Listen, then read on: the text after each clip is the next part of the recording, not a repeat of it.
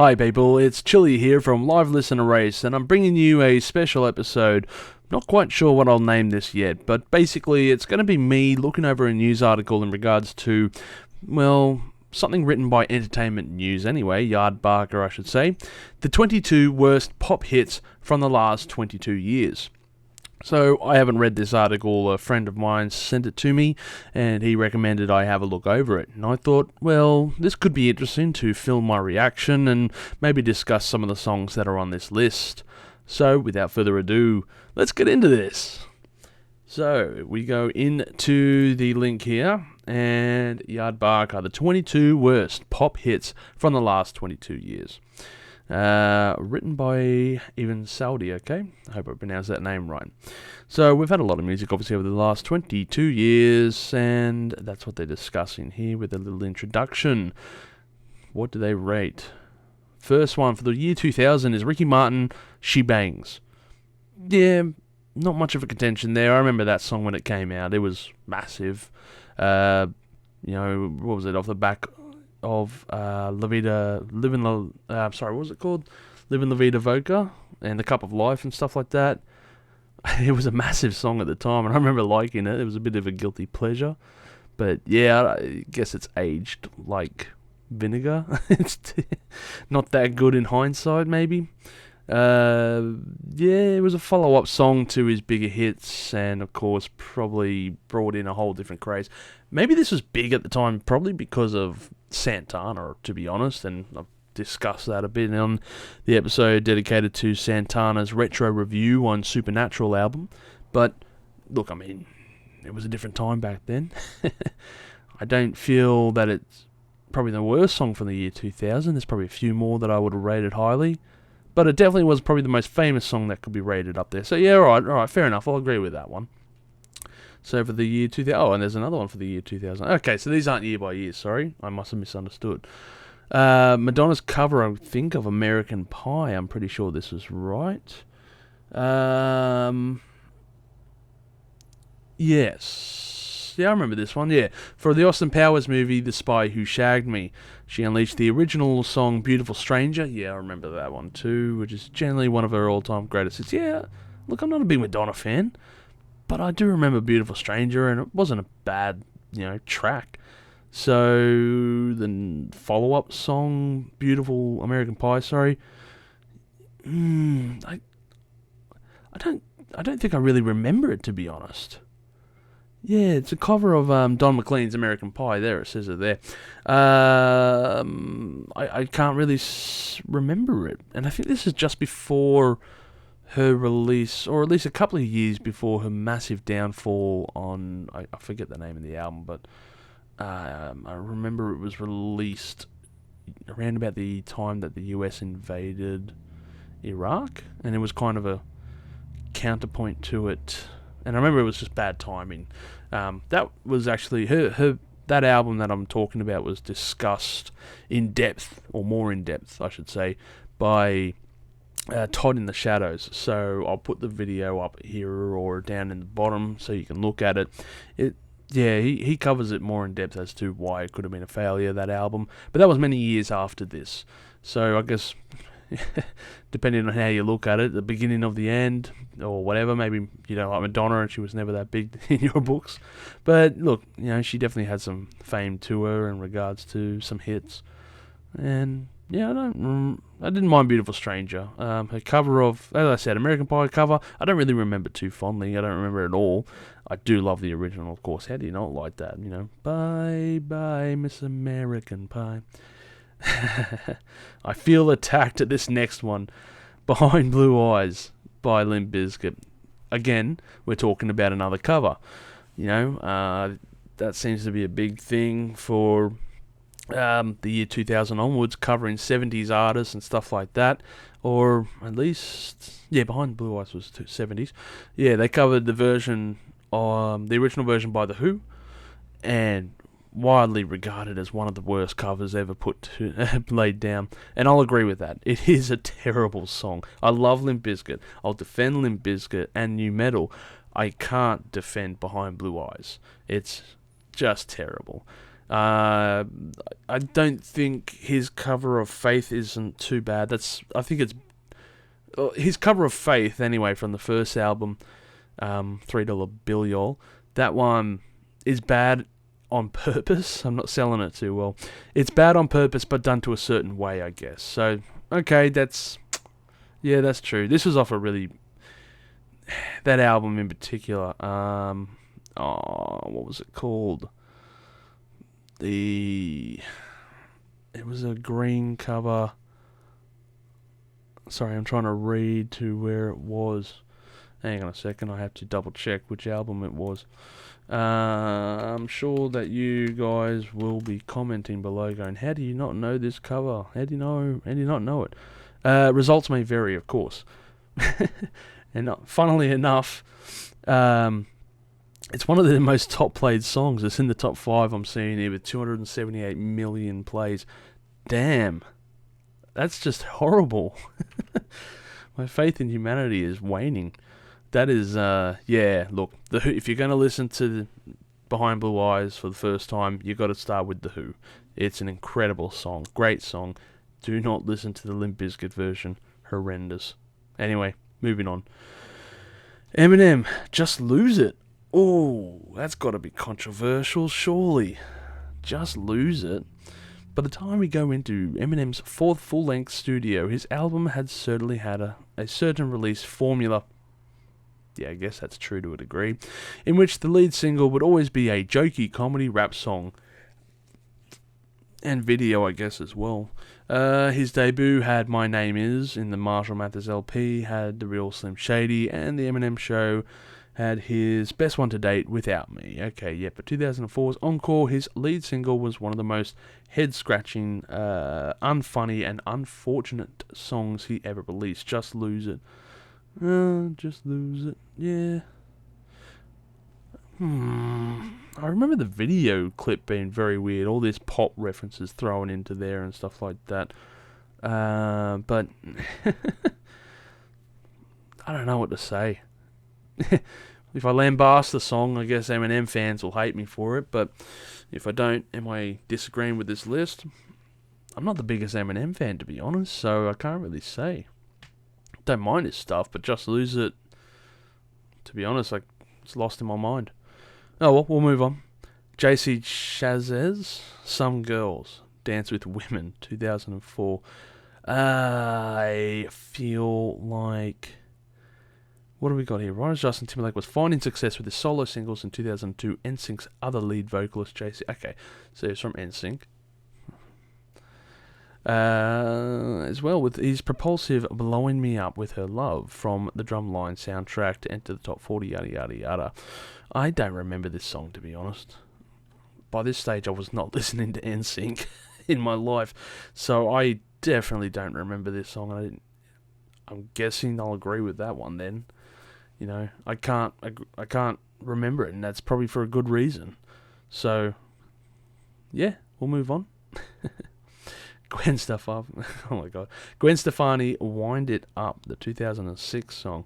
I don't really recall this song either.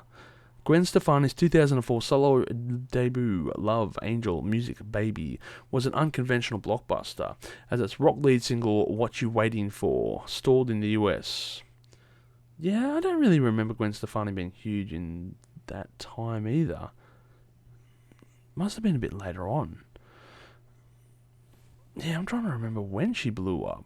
I thought it was with Black Eyed Peas, wasn't it? Gwen Stefani? Don't really remember his solo career anyway. Hollaback Girl, of course. 2004, sorry.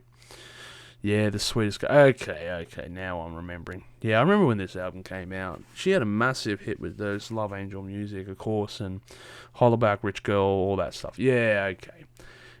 And yeah, I do remember when this album did come out, and it kind of just passed by. Yeah, it was there. It was there. It's like, okay. Yeah, next. What's the next thing? Oh, well. So next one, R. Kelly and Usher, Same Girl, 2007. Yeah, these are mostly pop songs that I'm just trying to remember now. I'm sure if I heard the song, I'd probably go, oh yeah, that one.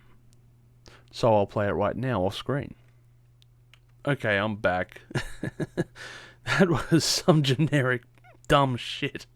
Oh my god, I remember R. Kelly and how massive he was back in the day. He's definitely not my style. I always found him to be just like this cookie cutter fucking generic R&B singer kind of fella, and I just didn't like his style. Plus he had... Actually, the only thing I really remember from R. Kelly was the Dave Chappelle knockoff song about him. That's the only thing I remember from the Ignition. Girl, I'm gonna pee on you. Give me that doot. Let me see that sweet. Yeah, that's the only thing I remember about R. Kelly, unfortunately. And this song, when I just played it back, I don't even remember hearing this at the time. Again, probably due to the fact that I was not listening to this type of music at the time. So, yeah, I will gladly agree with that one there. Same girl, sounds like the same old song from all his previous songs. Moving on. U2, get on your boots. Yeah, shit, I remember this. U2 is a legacy band. Yes, they are. A lot of bands are too. Critical and commercial warehouse, I thought they said whorehouse, in the 80s and 90s. Yeah, look, they had massive fame with the 80s and 90s. Joshua Tree, of course, Achtung Baby. God damn, I mean, it's like they didn't make any bad moves in the 80s. They were huge. 90s, yeah, they did some good stuff too. But, yeah, shit, since 2000, I think the last big song they really had was Elevation. That one I really remember at the time being released, and it was everywhere. You know, it wasn't a bad song. Probably played a bit too much, but this was from a little bit further on in their career. Get on your boots. Yeah, this one was from... Oh, where are you? Get on your boots, 2009. I think I got this album even at the time from possibly the local library. No Line on the Horizon, that was it. Yeah. I played this album. I think I had this album at one stage. I didn't buy it, but it was just, another bit, I don't mind a bit of U2. Obviously, their earlier stuff's better. But I didn't really fancy that album. Maybe that's probably not the best one to start on either. But, yeah. Moving along. Black Eyed... Yeah, come on, man. Black Eyed Peas. The Time. Dirty Bit. Yeah. Dirty Bit. Yeah, this song was fucking everywhere at the day. Oh, God, you couldn't even escape that. Every nightclub that you went out to always had to drop that Dirty Bit. And, fuck, it was always going on somewhere. And I remember hating that song when it came out. It was so freaking annoying, and I just didn't want to hear any more of it. 100% agree. That's definitely got to be one of the worst songs from the last 22 years. Yes. Lil Wayne and Nicki Minaj, Knockout. Fuck, man, has Nicki Minaj been on the scene that long? 2010. Look, anything with Lil Wayne, it's gonna be pretty shit. All I can think of is those Lil Wayne snippets from him playing guitar, and the dude just cannot play guitar. Why bother? Why embarrass yourself? Just do you. You do you, get crunk and whatever the fuck else. So obviously Nicki Minaj... Couldn't say I know much about her history. I'm probably going to guess this is on her rise, maybe. But, yeah, I don't know this song. You know what, I have to play it again. I'll go off screen and listen to this. Okay, I'm back. I have listened to it, and you know what? I feel embarrassed to say this. I had this album back in the day. I never bought it. I got this album, once again, from the library. And I remember looking at it going, oh, well, I could round out another album. Lil Wayne, yeah, I've heard of him. I'll borrow his album. And I remember the song, what was it called? Drop the World. That song, yeah, it was a big hit at that time, and I don't mind it still. It's a good song. But I do remember now when I heard it, when I was listening to it, going, oh, shit, that song.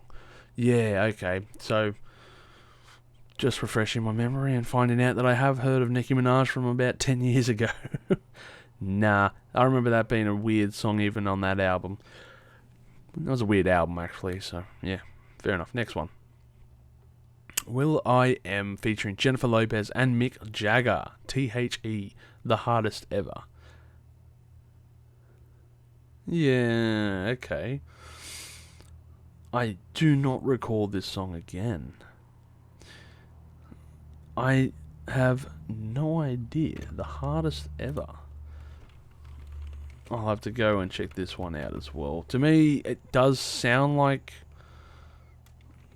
something familiar. I feel like I'll play it and just go, oh shit. Hang on.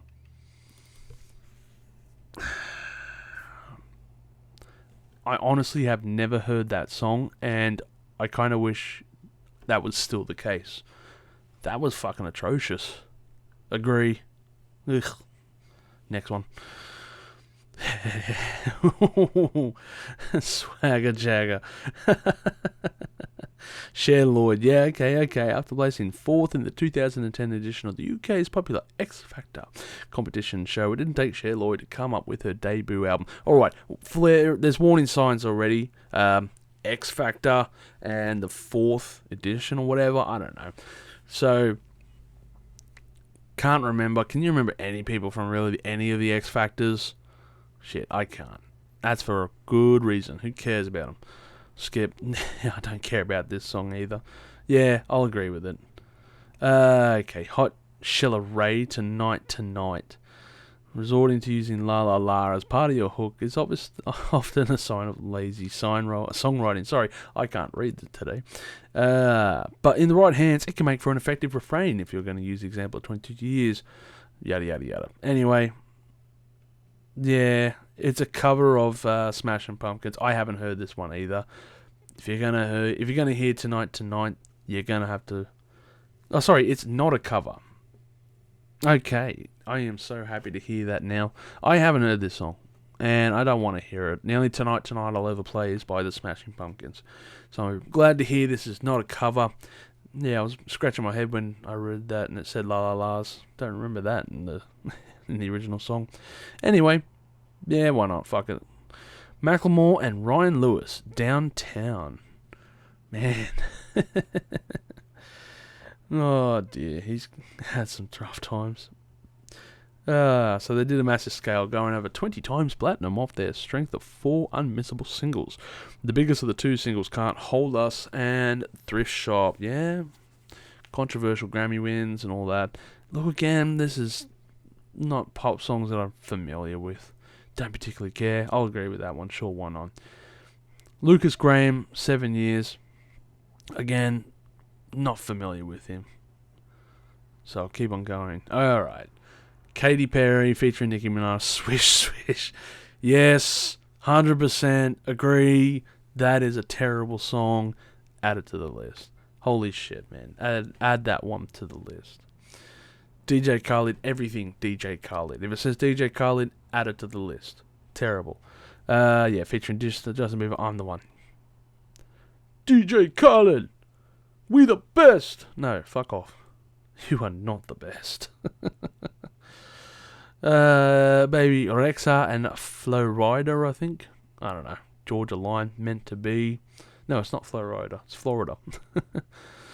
Gosh. This song was number 1 for 50 weeks. Fuck. That is a long time. That is a long time to be number 1. How have I never heard this?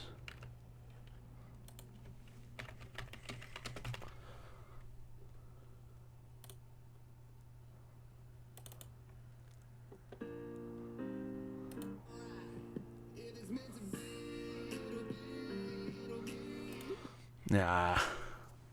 Okay, I do recall it now. That was number 1 for 50 weeks, though? Far out. It must have been a slow year in 2017. Seriously, what the hell? I thought there was some good music going around. No, I'm trying to think now. There probably wasn't anything. Hard Wired came out the year before. Okay, yeah, so there we go. Good music was the year before. Damn, 50. That's mind-boggling. Alright, whatever. I'll agree. Kanye West and Little Pump. I love it. Kanye West. Low-hanging fruit. The Life of Pablo. Yeah, look, not a big Kanye West fan, so why not? I'll agree with this song. Maybe his earlier stuff is alright. Some of his later stuff wasn't too bad either, but yeah, I'll agree with this song. Sure, why not? Justin Timberlake, Supplies. Interesting. This was from his more recent solo album, I'm pretty sure. If I remember. Timberlake, sorry, bear with me. And it was actually one that I didn't mind too much, if it's the one I'm thinking of. Hang on.